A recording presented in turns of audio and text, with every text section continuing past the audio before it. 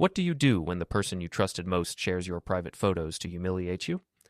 How can a quiet husband answer a loud, cruel joke without rage or threats, only process?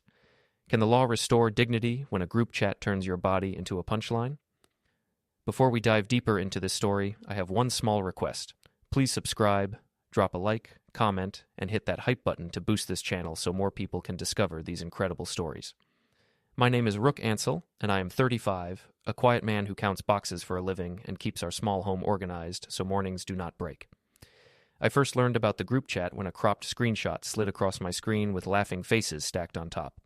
She called it a joke and said friends should be honest. I said I needed respect that did not use my body as a game.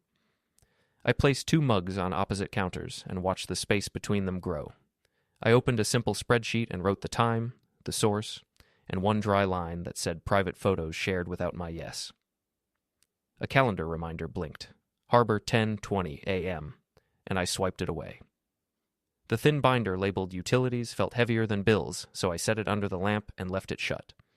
I taped a small USB under the taxes folder and locked the drawer when footsteps passed the door. Our daughter, Mina, asked if people were laughing at me. I told her some jokes hurt. A cloud sync pop-up said file uploaded successfully, and I closed it. I told myself I would not shout.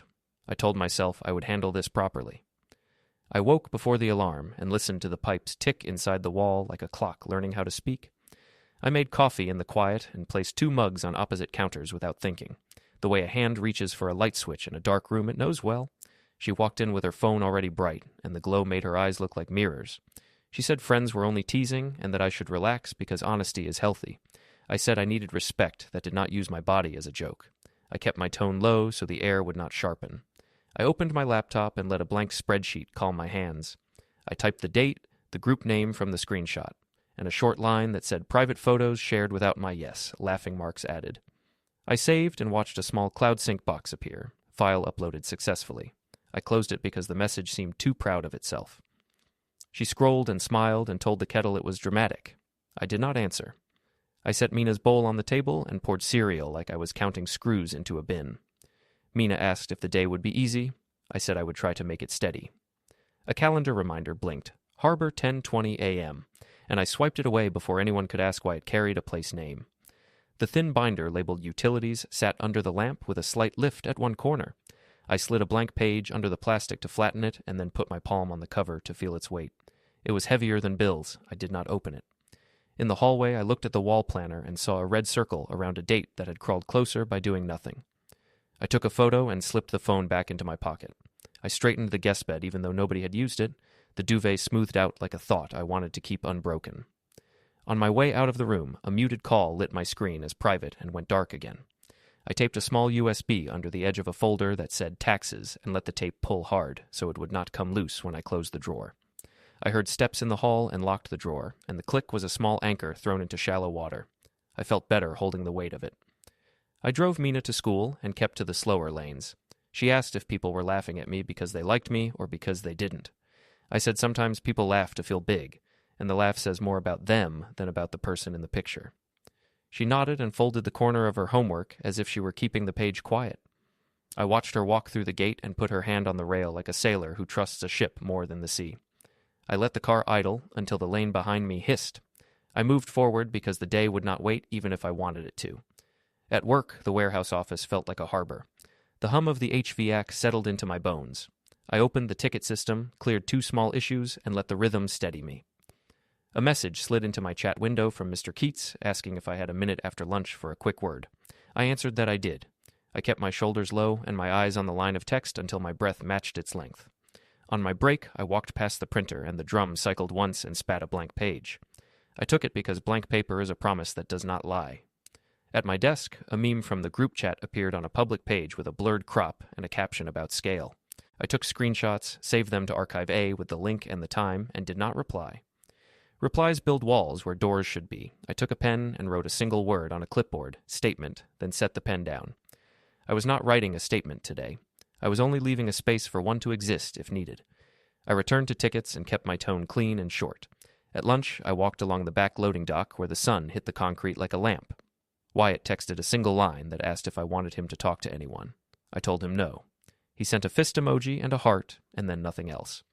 I liked that he could stop before the words went loud. When I returned, Mr. Keats led me to his cubicle and asked if I felt safe and if I wanted HR looped in. I said I was documenting and keeping work barriers strong. He said he appreciated that and that I should let him know if any tags included the company. I said I would. As I stood to leave, the printer near the mail slot spit another blank page and stopped. I took that one too and slid it behind the first in my notebook. 2 blanks looked like a gate. I told myself I could carry them like a bridge. On the way home, a bus pulled in front of me with an ad that said, "More is better." I let the words slide off and watched the road. At the apartment, the elevator groaned like a tired animal. The hallway smelled faintly of laundry and last night's dinners. I opened our door and set my bag down where the floor had learned its weight. She was on the balcony with her phone up. The sun made the screen glow, and her face looked like a stage that did not care about the script. She said a friend had asked for the story again, and that people loved honesty. I said our daughter would not be included in any of it. She told me I should laugh to show I was strong. I said respect matters more than proof. She rolled her eyes at the plants and went past me with a smile that asked for applause. I opened the laptop and minimized the window when she walked behind me.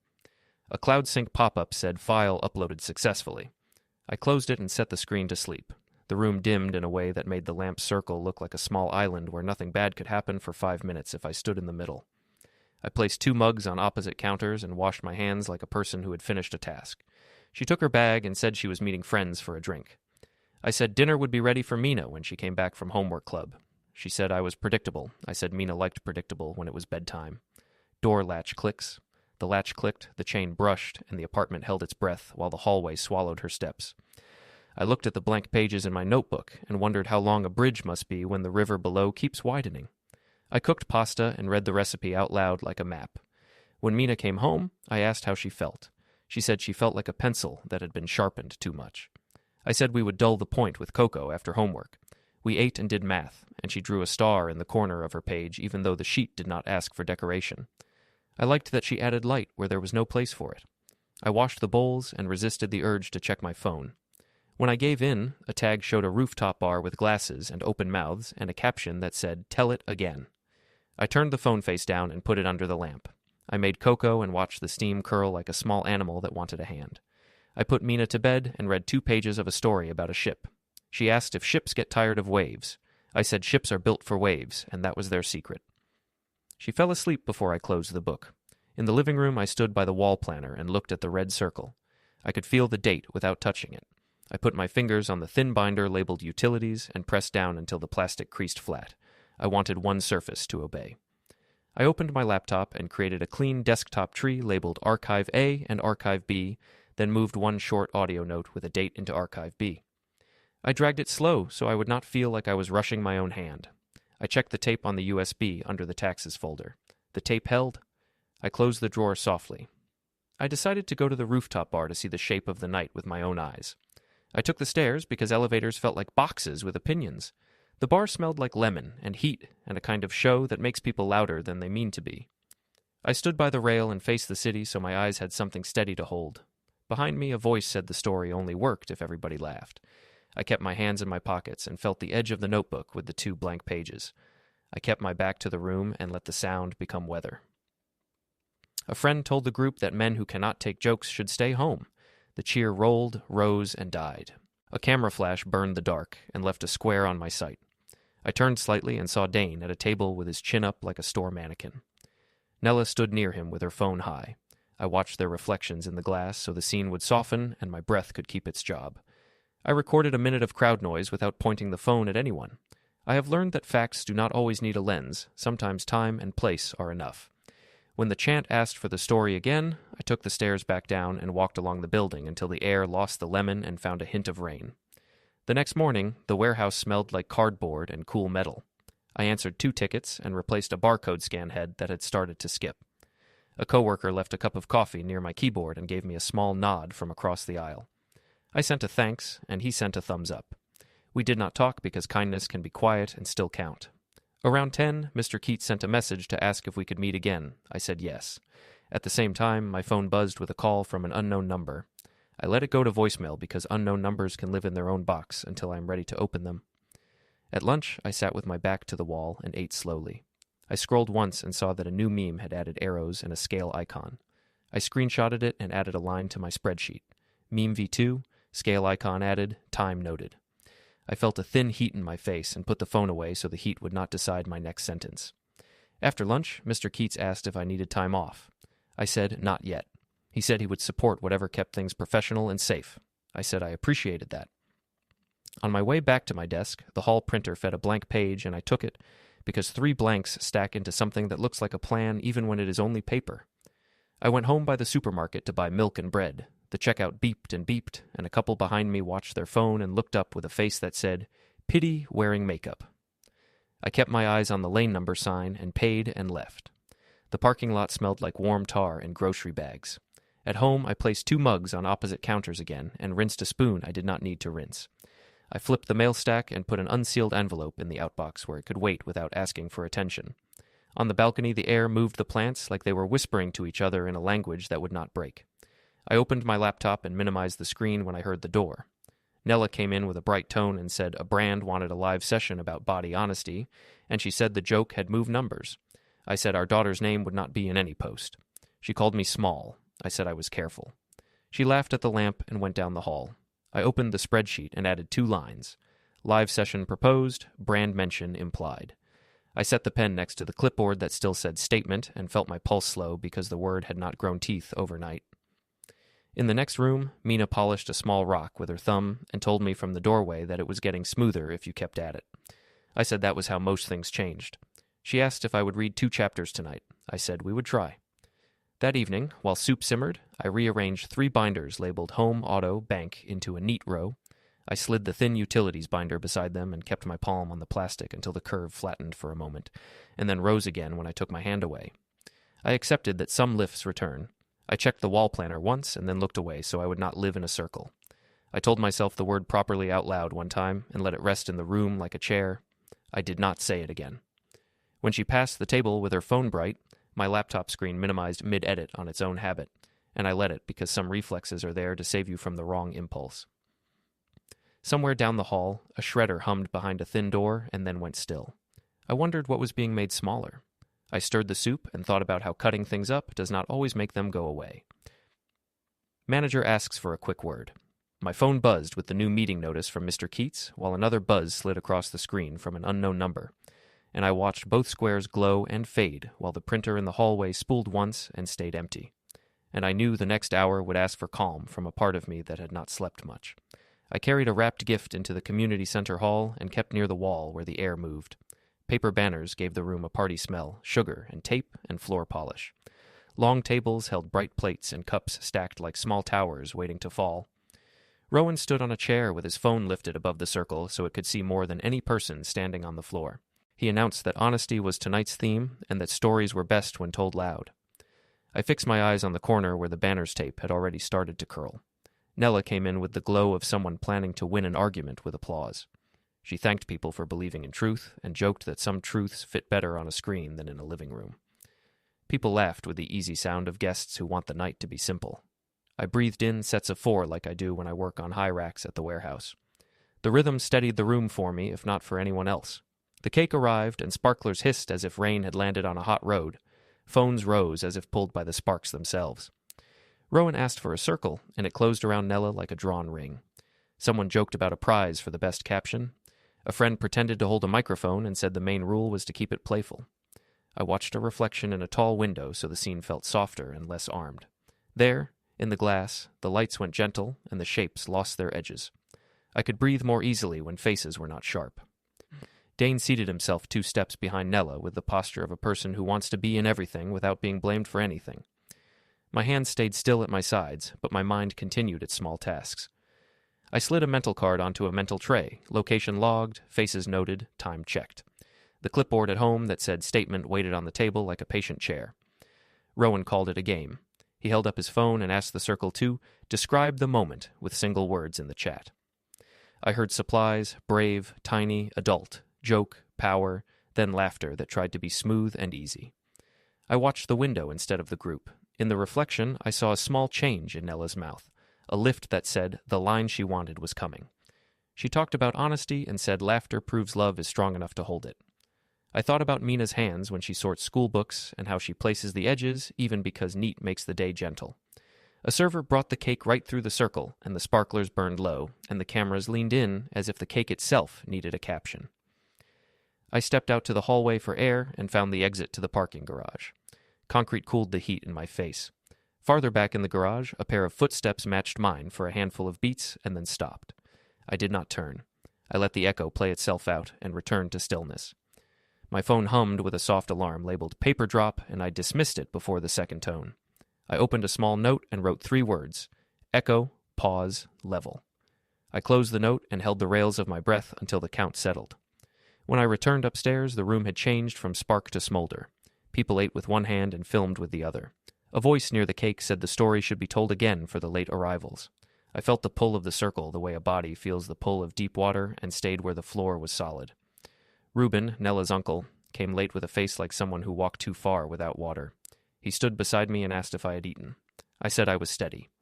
He looked at the crowd and said children sleep better when grown-ups save shows for theaters. I thanked him. He made a small nod and stayed a few breaths longer, like a rock near a bridge that does not block the river, but reminds it to narrow its noise. Rowan clinked a glass and asked for a final cheer to seal the lesson. Phones lifted higher than heads. The cheer rose. A flash burst from the center and caught my eyes at the edge of its square along with Nella's chin and Dane's easy grin. The white square sat on my sight and held still even after I looked away. I turned my face to the window so I could lose the square in the taller, darker shapes. Behind me, someone said the word scale again. I let my breath count in 4 quiet steps and then left through the side door before the chant could ask for the story one more time. Camera flash. The flash burned, the square stayed, a message thread titled Follow-Up lit on my screen and then muted itself as I stepped into the cooler corridor and closed the door with a latch that sounded like the end of a scene. I took Mina to the park the next afternoon because repetition builds calm. The swings squeaked like old hinges, and the air smelled like cut grass and warm metal from the slide. She asked if jokes can hurt. I said yes, especially when the joke uses a person's body without their yes. She asked if I was okay. I said I was steady. She said steady was okay if it felt like a bridge and not like a wall. I told her our bridge held. We walked the path and kicked a pine cone in slow turns. At the bench, I wrote the time in a pocket note and drew a small square around it because the shape helped me breathe. A parent on the next bench looked at a phone, then at me, then back at the phone, and then away. I did not follow the eyes. Mina asked if we could have cocoa tonight after reading 2 chapters. I said we would try for 2. She smiled at the word try, like it had hands. We stopped for bread and milk on the way home. The checkout beeped and paused and beeped again. The cashier said the system was slow and smiled the smile that means pity wearing polite clothes. I said it was fine and paid and took the bag. Outside, the parking lot carried the heat of the day like a held breath. Mina said the air felt thick. I agreed and unlocked the car. She placed the bread beside her with care as if it might spill. We drove home without music. Quiet filled the car without asking permission. In our hallway, the elevator bell rang and the door slid open. Gabe, our neighbor, stepped out with his headphones around his neck and a small look that said, he had heard more than he wanted this week. He nodded and kept moving. I opened our door and smelled onions from a place I could not name, maybe a neighbor 3 floors down, maybe my memory of last night. I placed 2 mugs on opposite counters again and moved a thin binder labeled Utilities with my palm to smooth the lifted corner. The curve flattened for a moment and then rose again after my hand left. Some shapes insist on their bend. On the balcony, the plants with narrow leaves touched each other the way paper rubs when a fan is slow. I saw a new key on my ring I did not remember choosing. I turned it in my hand and did not test it in any lock. A CloudSync pop-up on my laptop said file uploaded successfully. I closed it because success did not feel like the right word. Inside, I slid a short audio note with only a date into Archive B and watched the progress bar fill without telling me what it meant. I opened the clean desktop and checked the folders whose names steadied me. Archive A, Archive B. The names felt like rails laid in a quiet field. When the lock turned in the front door, my screen minimized without asking me. Reflex is a tool in some houses. Nella came in with energy set for a live audience. She said a brand liked her courage and wanted a live on-body honesty. She said the joke had improved numbers. I said our daughter's name and face would not appear in any posts. She called me small. I said I was careful. She said careful kills dreams. I said careful builds sleep. Mina sat at the table with a smooth rock in her hand and rubbed it with her thumb. She told me it was getting softer because pressure and patience work together. I said she had just described most of the good work in the world. Nella went down the hall, speaking into her phone with the light turned to face herself. I opened the wall planner and looked at the red-circled date that had walked closer by standing still.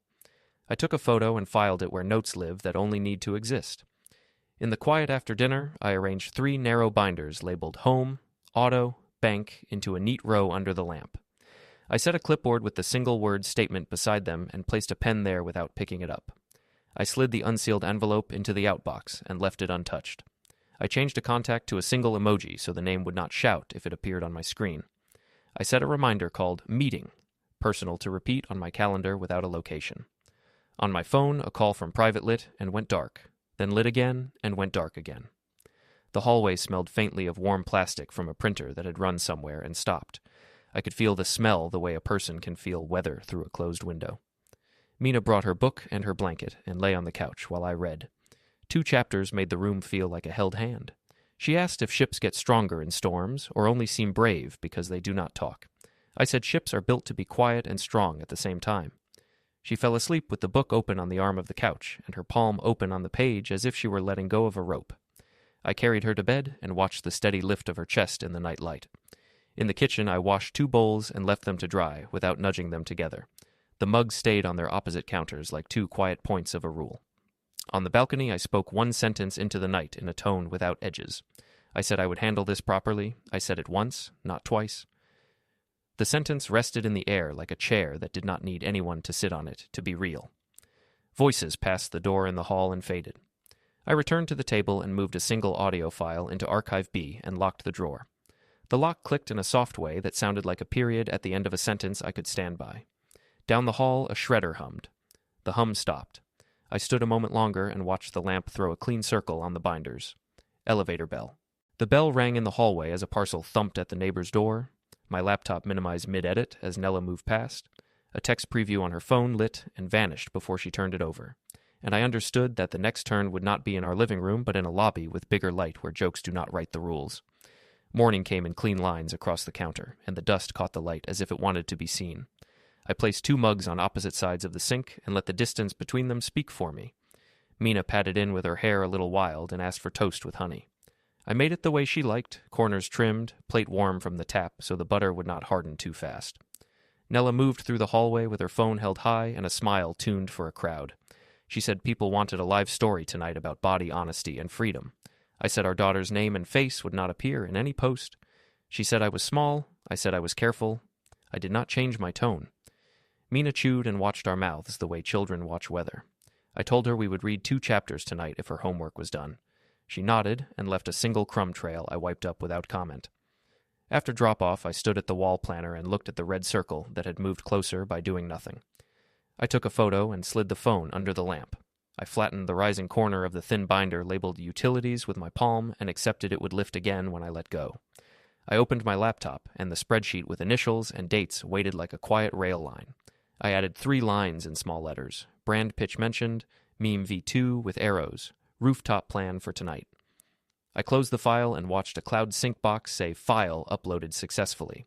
I clicked it away because success was the wrong word for keeping your balance. I set the clipboard that showed only statement beside the lamp and put a pen next to it. I did not write. I slid an unsealed envelope into the outbox and left it there like a breath I would release later. A phone alarm labeled paper drop hummed once, and I stopped it with a thumb. I told myself I chose the stage, not the other way around. At the warehouse, the air felt cool and square. The hum in the vents stayed steady and let my shoulders drop.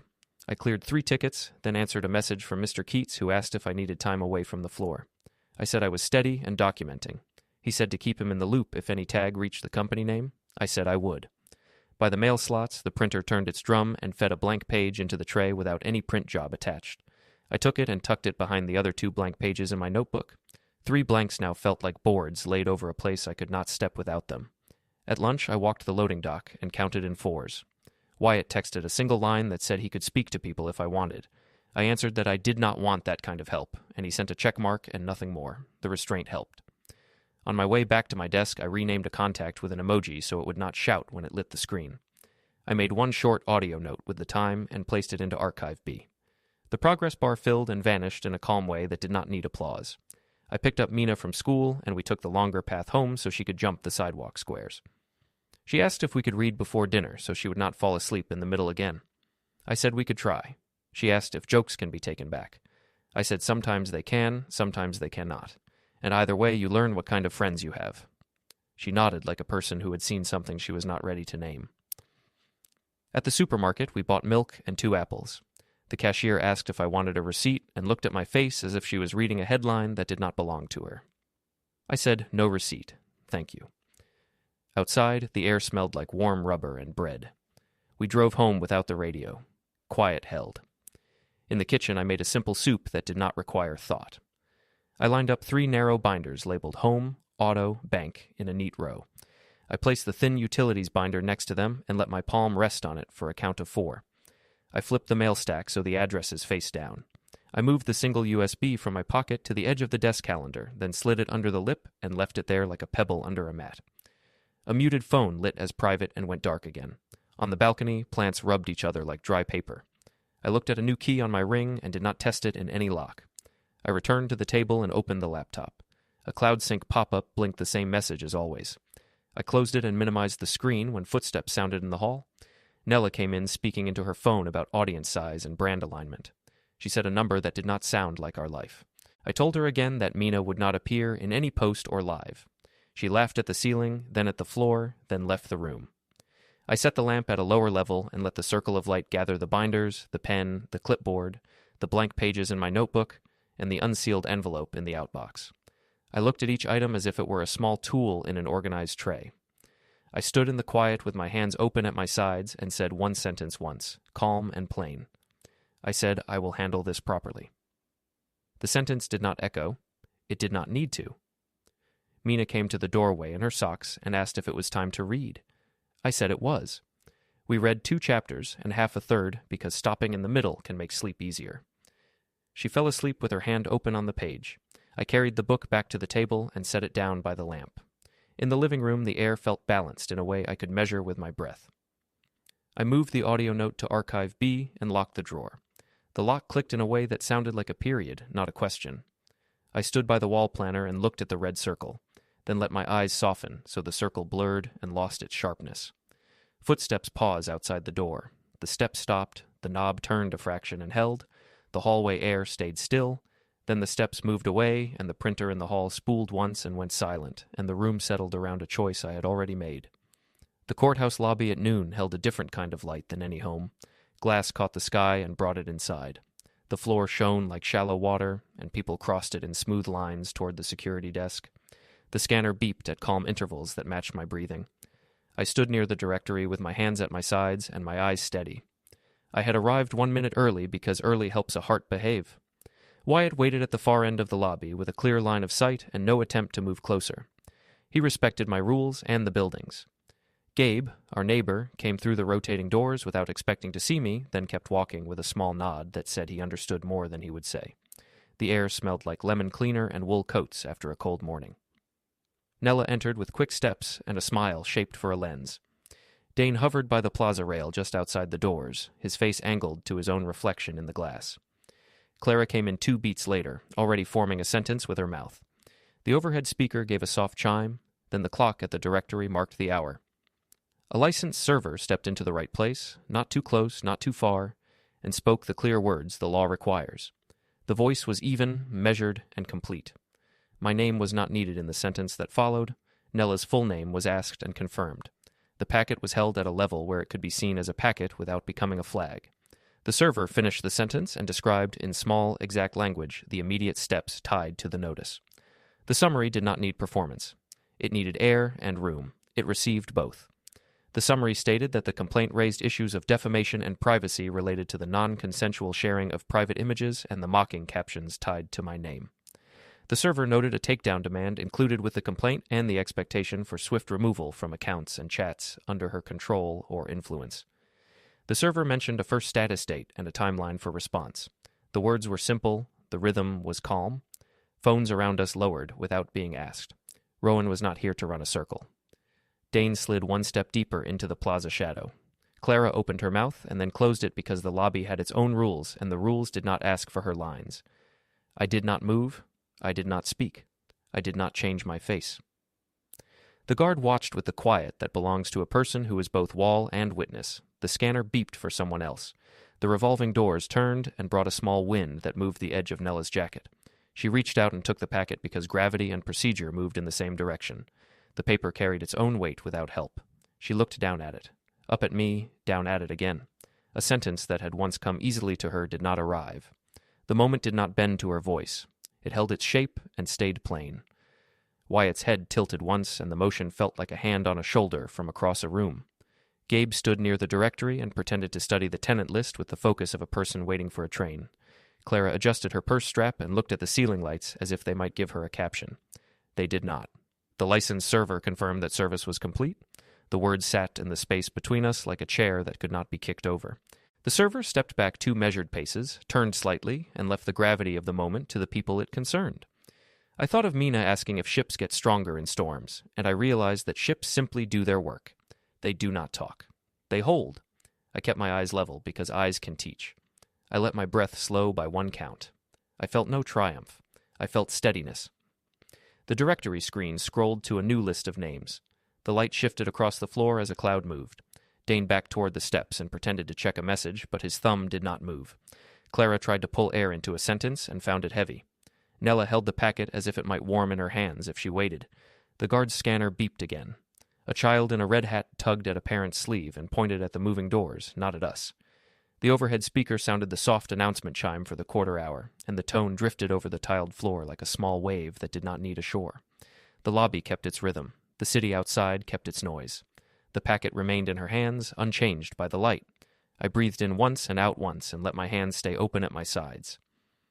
Lobby announcement chime. The chime rose and settled. The revolving doors pushed a stripe of cold air across the floor. Nella gripped the packet without a speech. Phones around us stayed down, and the noon crowd flowed past the still spot we had made. Cut. Don't forget to hit like, subscribe, and turn on the bell so you don't miss the next story. Write in the comments from which city you are watching,